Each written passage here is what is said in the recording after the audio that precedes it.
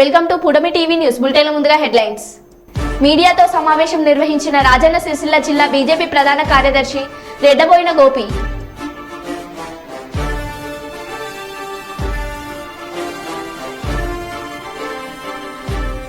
Telugu Desam party అధికారంలోకి రాగానే గూడూరుని నెల్లూరు జిల్లాలో కలుపుతాం చంద్రబాబు నాయుడు.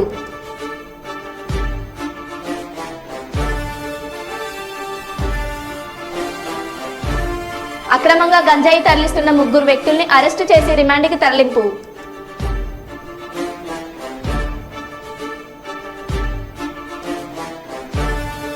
అనకాపల్లిలో సీఎం జగన్ మేము సిద్ధ సభ.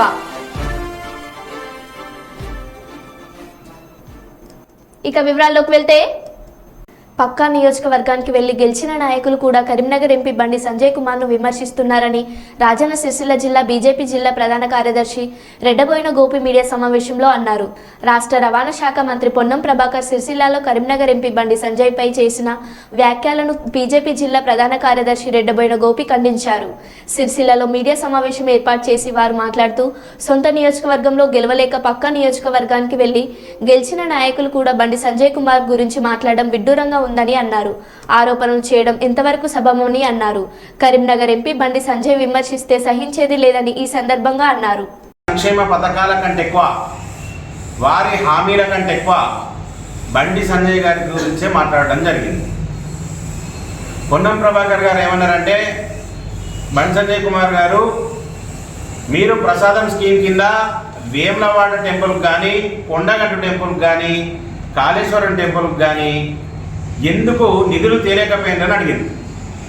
ప్రభాకర్ అన్న, పోయిన ప్రభుత్వం బీఆర్ఎస్ ప్రభుత్వం ప్రతి పాత్రికేయ సమావేశంలో గౌరవ పార్లమెంటు సభ్యులు బండి సంజయ్ కుమార్ గారు, నేను ఎంపీగా ఉన్నా, కేంద్ర ప్రభుత్వం నిధులు తేవడానికి రెడీగా ఉన్నా, మీరు ఒక రిక్వెస్ట్ లెటర్ మాకు దేవాలయ అభివృద్ధి కోసం ఇన్ని నిధులు అవసరం ఉన్నాయని చెప్పి కేంద్ర ప్రభుత్వానికి పెట్టమంటే బీఆర్ఎస్ ప్రభుత్వం ఎక్కడ భారతీయ జనతా పార్టీకి పేరు వస్తుందో అని అది పెట్టలేకపోయింది. ఈరోజు మీరు రేవంత్ రెడ్డి గారు పోతున్నారు కదా అభివృద్ధి పనికి పైసలు కావాలని, అట్లా పోతే ఈ పార్టీకి ప్రసాదం స్కీమ్ వచ్చేది. మరి దాంట్లో వైఫల్యం ఎవరిదన్నది ప్రభాకర్ గారు గుర్తించాలి. ఇక పొన్నం ప్రభాకర్ గారు ఏమన్నారంటే, పోయినసారి ఏదో ముఖ్యమంత్రి గారు హిందుగాళ్ళు బొందుగాళ్ళు అని ఒక మాట అనబట్టి దాంతో సెంటిమెంట్ పండించి బండి సంజయ్ కుమార్ గెలిచారంటారు. ప్రభాకర్ అన్న, పోయినసారి కూడా కాదు, ఈసారి కూడా ఏదైతే హిందుగాళ్ళు బొందుగాళ్ళ మీద తెలంగాణ ప్రజలు కరీంనగర్లో ఎలాంటి తీర్పునిచ్చారో, అయోధ్య రాముని అక్షంతలను ఏదైతే మీరు రేషన్ బియ్యం అన్నారు దాన్ని కూడా కరీంనగర్ పార్లమెంటు ప్రజలు గుర్తుంచుకున్నారు. అదే తీర్పును మళ్ళీ దీని మీద కూడా ఇస్తారని చెప్పి పత్రికంగా మీకు తెలియజేస్తున్నాం. ప్రభాకర్ అన్న, ఈరోజు మీ కాంగ్రెస్ నాయకులు ఎక్కడైనా మత విద్వేషాలను రెచ్చగొడుతుంది భారతీయ జనతా పార్టీ అని చెప్తున్నారు. మతాలను రెచ్చగొట్టి ఓటు బ్యాంక్ కొల్లగొడుతుందని చెప్తున్నారు. ఎందుకన్నా అవకాశం మాటిస్తున్నారు? మీరు ఎలక్షన్లే ఉన్నాయి కదా, మీరు రాహుల్ గాంధీ గారిని అయోధ్య తీసుకపోండి, ఒకసారి తీసుకపోండి. ఏమన్నా గేట్లు పెట్టిండ్రా? రాకుండా మీరు పోండి, మీరు రేవంత్ రెడ్డి గారు పోండి. రామాలయం రాకుండా ఆపుతున్నారు మిమ్మల్ని ఏమన్నా?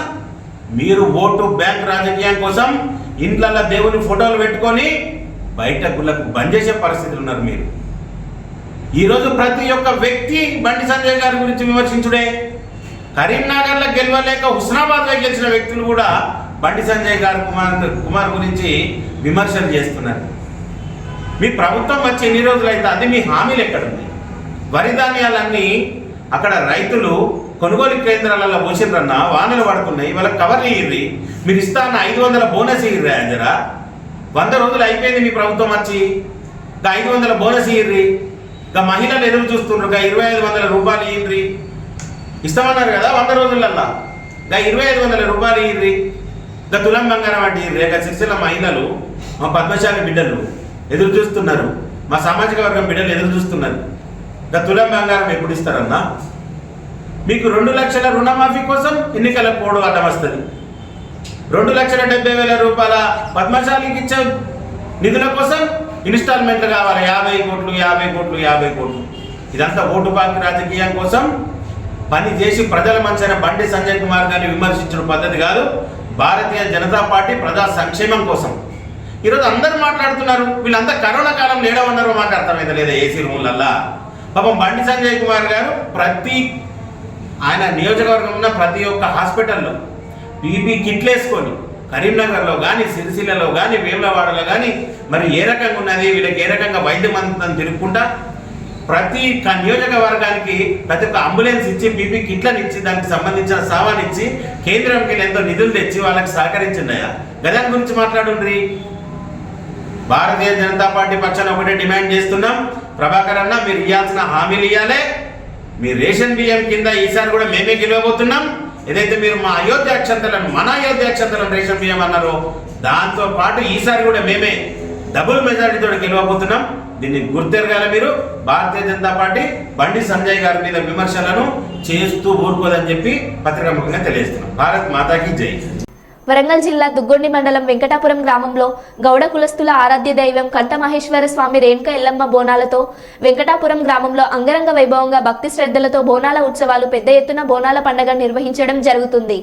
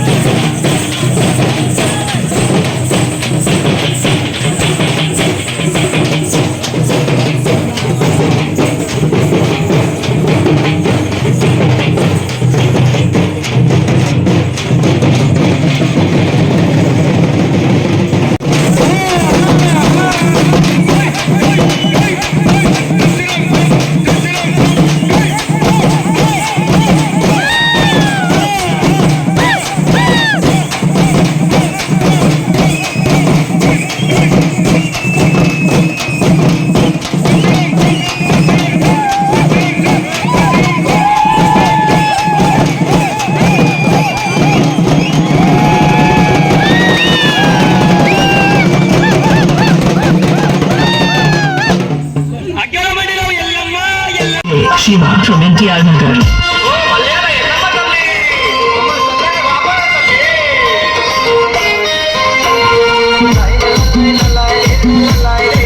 La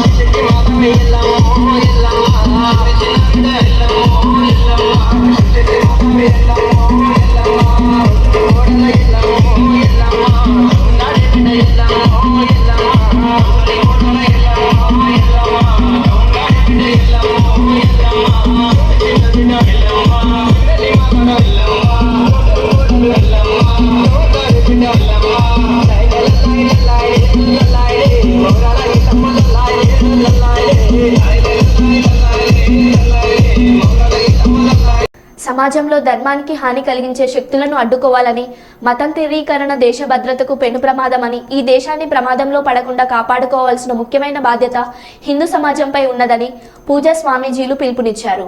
విశ్వ హిందూ పరిషత్ దక్షిణాంధ్రప్రదేశ్ ఆధ్వర్యంలో కడప శివార్లోని శ్రీ లలిత పంచయాతన దేవాలయం నందు శనివారం ఏర్పాటు చేసిన ధర్మచార్యుల సమావేశంలో స్వామీజీలందరూ ముక్తకంఠంగా ఈ అంశంపై వారి వారి స్వీయ అనుభవాలను పంచుకున్నారు.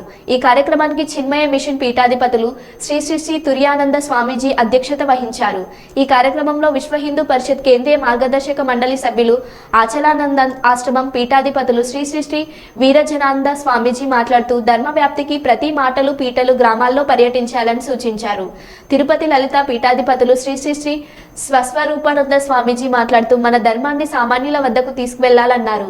తిరుపతి రామకృష్ణ మఠం పీఠాధిపతులు శ్రీ సుకృతానంద పూరి స్వామీజీ మాట్లాడుతూ విద్య ద్వారా సమాజాన్ని చైతన్యవంతం చేయడానికి అందరం కలిసి పనిచేద్దామన్నారు. భాగ్యనగర క్షేత్ర సంఘటన కార్యదర్శి గుమ్మల్ల సత్యంజీ మాట్లాడుతూ మతరంతీకరణ వల్ల జరుగుతున్న ప్రమాదాలను వివరించి వారిని స్వధర్మంలోకి తీసుకురావాలని పిలుపునిచ్చారు. ఆకర్షణీయంగా ఉంది. ఇది ఒకటి. ఇంకొకటి, ఇది నేను పిల్లలకి చెప్తున్నాను, బాలవిహారం యువతకి ఈ సంవత్సరము చాలా మంచి మంచి కార్యక్రమాలు చేపట్టబోతున్నాం ఆశ్రమం ఆధారంగా. ఒకటి, యూత్ ఎంపవర్మెంట్ ప్రోగ్రామ్ అని చిన్మయ మిషన్ చిన్మయ యువ కేంద్ర ఒక కోర్స్ చేస్తూ ఉన్నాం. మీ అందరికీ తెలుసు, గ్రాడ్యుయేషన్ అయిపోయిన తర్వాత పిల్లలు హైదరాబాద్కి వెళ్ళి కోచింగ్లు తీసుకుంటూ ఈ ఉద్యోగమా ఆ ఉద్యోగమా కొన్నిసార్లు 2-3 సంవత్సరాలు హైదరాబాద్లోనో బెంగళూరులోనో టైం గడుపుతూ ఉన్నారు. మిత్రానంద స్వామీజీ వారు గత 20 సంవత్సరాల క్రితం ఒక కాన్సెప్ట్, నేను కూడా యువమైన ప్రొడక్ట్ని, ఆ రోజులో 2 సంవత్సరాలు, ఈరోజు 1 ఇయర్ కోర్స్. ఏమిటంటే, కొన్ని దేశాల్లో గ్రాడ్యుయేషన్ అయిపోయిన తర్వాత 1 సంవత్సరం నువ్వు దేశానికి సమయం ఇవ్వాలి, లేదా 2 సంవత్సరాలు ఇవ్వాలి. ఇక్కడ గ్రాడ్యుయేషన్ అయిపోయిన తర్వాత 1 సంవత్సరం దేశానికే కాదు నీ కోసం కూడా సమయం. Learn, serve and grow. 3 నెలలు నేర్చుకో, 9 నెలలు సేవ చేయి, జీవితాంతం నువ్వు ఎదుగుతావు. ఇది concept. Graduation, any graduation, degree లోపల నిర్భయత్వాన్ని ఎలా పొందాలి, ఫియర్లెస్నెస్ ఏ విధంగా, లోపల ఆత్మవిశ్వాసం ఎలా పెంపొందించుకోవాలి, లేక త్యాగ భావన అంటే ఏమిటి, సేవ అంటే ఏమిటి, కర్మయోగం అంటే ఏమిటి, ఇలా అనేక గవర్నర్ జనరల్ 1835లో ఆంగ్ల అంటే ఇంగ్లీష్ని మన భారతదేశానికి తీసుకొచ్చి, ఆయన ఉద్దేశం మనందరినీ గుమస్తాలు చేయడం కోసం. అంతకుముందు లక్షల కొలది మనకి విద్యా వ్యవస్థ ఉంది, గురుకులాలు ఉన్నాయి, అవన్నీ అన్నీ పోలేదు. సో తీసుకురావటం, తర్వాత రామకృష్ణ గారు రావటం అంటే ఇది ఒక యుగధారణ. తర్వాత వివేకానంద స్వామీజీ మొట్టమొదట మాతృభాష సంస్కృతం, తర్వాత ఇష్టం లేకపోయినా మొదట, తర్వాత ఇంగ్లీష్ నేర్చుకోవటం, అన్ని విద్యలో ఇంగ్లీషు, సంస్కృతం, తర్వాత హిందీ అన్నింటిలో నేర్చుకొని ఒక ఆధునిక ఇంగ్లీష్ ప్రొఫెసర్గా నేర్చుకున్నారు. అటు 105 భవతాన్ని అమ్మవారి దగ్గర కాళికా ఆలయంలో, అక్కడ 3 ఆలయాలు, 12 శివాలయాలు, అమ్మవారి భవతాన్ని అమ్మవారి కాళికాలయం, రాధాకృష్ణాలయం, అక్కడ గురువు దగ్గర ఆయన ఆ బ్రహ్మ విద్యని పొంది, తర్వాత మన భారతదేశం అందరికీ ఇంకా ఇక్కడికే కాకుండా భారతదేశమే కాకుండా యావత్ ప్రపంచంలో సనాతన.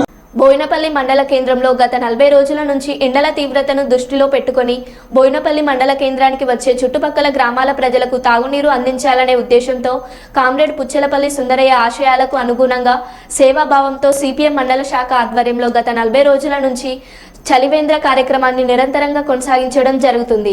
ఈ చలివేంద్రం నీటి వసతిని మండల కేంద్రానికి వచ్చే గ్రామీణ ప్రజానికం, ప్రభుత్వ కార్యాలయాలకు వచ్చే ప్రజానికం ఈ చలివేంద్రం కార్యక్రమాన్ని ఉపయోగించుకోవాలని మండల సిపిఎం పార్టీ శాఖ తరపున విజ్ఞప్తి చేయడం జరుగుతుంది.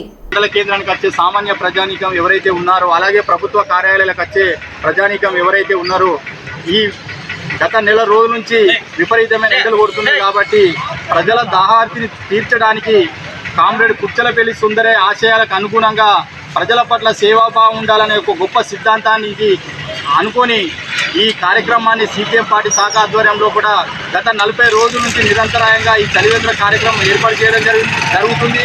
కావున ఈ మండలంలో ఒకరున్న ప్రజానికం, మండల కేంద్రానికి వచ్చే సామాన్య ప్రజానికం ఎవరైతే ఉన్నారో ఈ చలివేంద్ర కార్యక్రమాన్ని సద్వినియోగం చేసుకోవాలని ఈ సందర్భంగా సిపిఎం పార్టీ మండల శాఖ తరఫున విజ్ఞప్తి చేయడం జరుగుతుంది. ఎందుకంటే ఈ మే చివరి నాటి దానికి కూడా నిరంతరాయంగా కొనసాగుతుంది కాబట్టి ఈ దాహం తీరాలన్న ఒక సదుద్దేశంతో మండల శాఖ ఆధ్వర్యం లోపల ఈ చలివేంద్ర కార్యక్రమాన్ని ఏర్పాటు చేయడం జరిగింది. కాబట్టి కంపల్సరీ ప్రతి ఒక్కరు ఈ కార్యక్రమాన్ని వినియోగించుకోవాలని చెప్పి సిపిఎం పార్టీ మండల శాఖ తరఫున విజ్ఞప్తి చేయడం జరుగుతుంది. అలాగే మరొక ముఖ్య విషయం, ఈ ఎలక్షన్ ఎంపీ ఎలక్షన్ వస్తున్న సందర్భంలో ఈ సామాన్య ప్రజలు ఈ బీజేపీ ప్రభుత్వానికి బుద్ధి చెప్పాలని చెప్పి ఈ సందర్భంగా మండల సిపిఎం పార్టీ శాఖ తరఫున విజ్ఞప్తి చేయడం జరుగుతుంది. ఈ నెల 19వ నాడు జగిత్యాల లయన్స్ క్లబ్ వారు జగిత్యాలలో నిర్వహించిన లయన్స్ క్లబ్ ఉచిత కంటి వైద్య శిబిరంలో కంటి శస్త్రచికిత్సకు సెలెక్ట్ అయిన 35 మంది అదే రోజు కరీంనగర్ రేకుర్తిలో గల కంటి లయన్స్ క్లబ్ వారి కంటి ఆసుపత్రిలో శస్త్రచికిత్స చేయించుకొని ఈ రోజు జగిత్యాలకు లయన్స్ క్లబ్ వారి స్వంత వాహనంలో తిరిగి దింపివేయడం జరిగింది.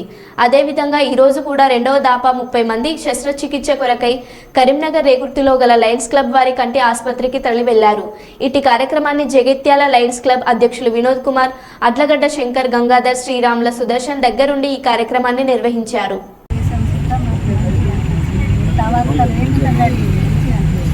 మరి ఇంకోళ్ళన్నా చేయించుకుంటా అంటే మీరు పొమ్మని చెప్తారా, ఏమంటారు?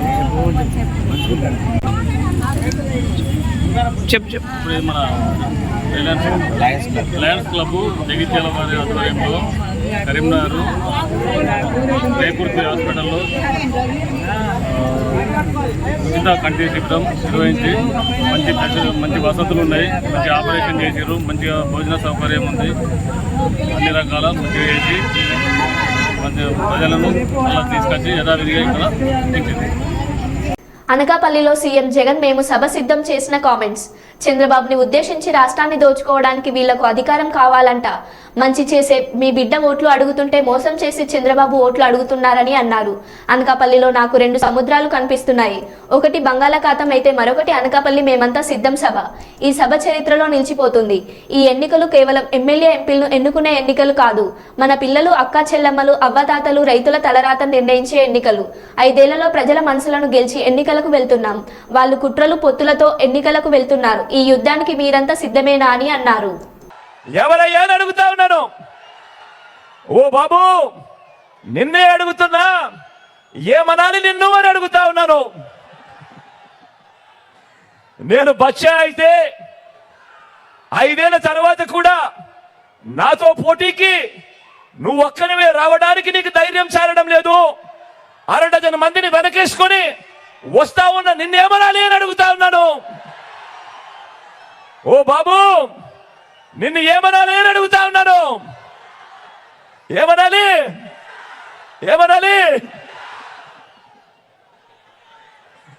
నేను బచ్చా అయితే ఈ 58 నెలల్లో గ్రామానికి, రైతులకి, పేదలకి, అక్క చెల్లెమ్మలకి, పిల్లలకి, అవ్వాతాతలకి, సామాజిక వర్గాలకి నేను చేసిన మంచి, ఇంటింటికి చేసిన అభివృద్ధి నువ్వు 14 ఏళ్ళు సీఎంగా ఉన్నా కూడా ఎందుకు చేయలేకపోయావు అని అడుగుతా ఉన్నాను ఈ చంద్రబాబు నాయుడుని. ఈ మధ్య బాబు ఏమంటున్నాడంటే జగన్ ఒక బచ్చా అంటున్నాడు.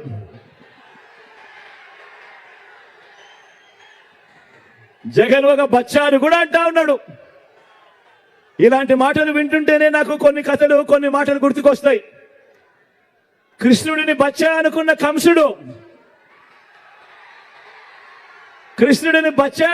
కంసుడు పూతన కాలింది.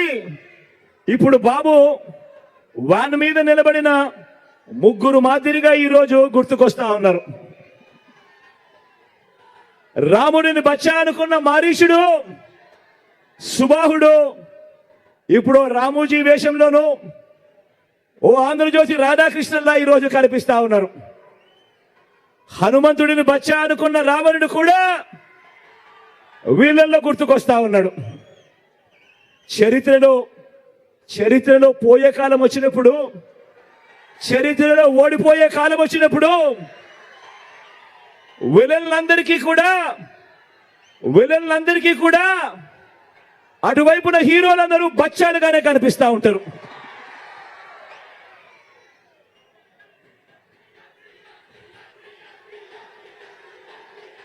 అయ్యా చంద్రబాబు, నువ్వు బచ్చా అంటున్న నేను ప్రజలకు మంచి చేసి ఎన్నికల్లో ఒంటరిగా ధైర్యంగా ప్రజల ముందుకు నేను వస్తా ఉన్నా. మరి 14 ఏళ్ళు సీఎంగా చేశావు కదా, మరి 3 సార్లు సీఎంగా చేశావు కదా, మరి పేదలకు నువ్వు చేసిన మంచి ఉంటే నువ్వెందుకయ్యా బచ్చాను చూసి భయపడుతూ పొత్తుల కోసం ఎగబడతా ఉన్నావు అని అడుగుతా ఉన్నాను చంద్రబాబును. ఈ 75 ఏళ్ల వయసులో నువ్వు 10 మందిని ఎందుకు పోగేసుకోవాల్సి వస్తా ఉంది అని అడుగుతా ఉన్నాను. అంతా గమనించండి. కర్నూలు జిల్లా ఆలూరు నియోజకవర్గంలో తహసీల్దార్ కార్యాలయం తెలుగుదేశం పార్టీ ఉమ్మడి ఎమ్మెల్యే అభ్యర్థి బి వీరభద్రగౌడ్ నామినేషన్ పత్రాలు ఎన్నికల రిటర్నింగ్ అధికారికి సమర్పించారు. ఎన్నికల నామినేషన్ సందర్భంగా ఆలూరు తెలుగుదేశం పార్టీ కార్యాలయం నుండి అంబేద్కర్ సర్కిల్ వరకు భారీ ర్యాలీ నిర్వహించారు. నామినేషన్ దాఖలా కార్యక్రమంలో ఉమ్మడి కూటమి నేతలు, బీజేపీ, జనసేన నాయకులు, కార్యకర్తలు భారీ ఎత్తున కలుపుకొని నామినేషన్ దాఖలు సమర్పించి ఈ కార్యక్రమాన్ని విజయవంతం చేశారు.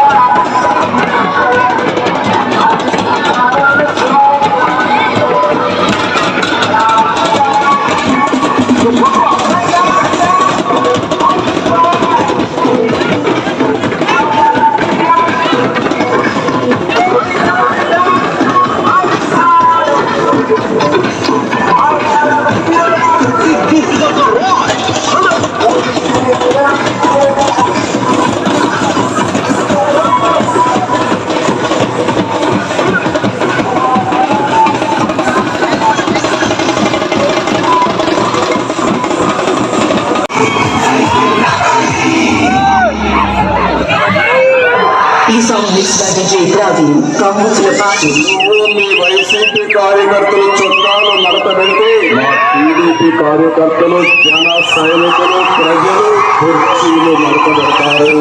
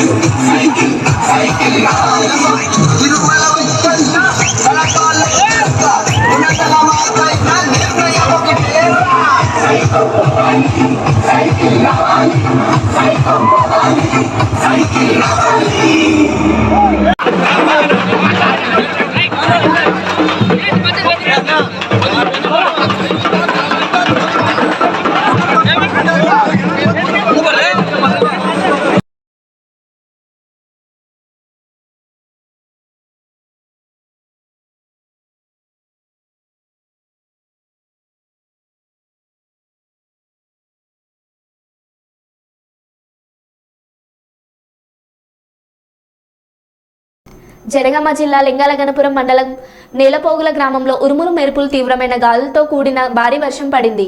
ఈ క్రమంలో గ్రామంలోని ఆదయ్య ఇంటి ఆవరణలోని కొబ్బరి చెట్టుపై పిడుగు పడడంతో చెట్టు మొత్తం కాలిపోయింది. చాలా చోట్ల ఉరుములు మెరుపులతో కూడిన వర్షం పడడంతో రైతులు తీవ్రంగా నష్టపోయారు. ఇంకా వర్షాలు ఉన్నందున అప్రమత్తంగా ఉండాలని అధికారులు సూచిస్తున్నారు.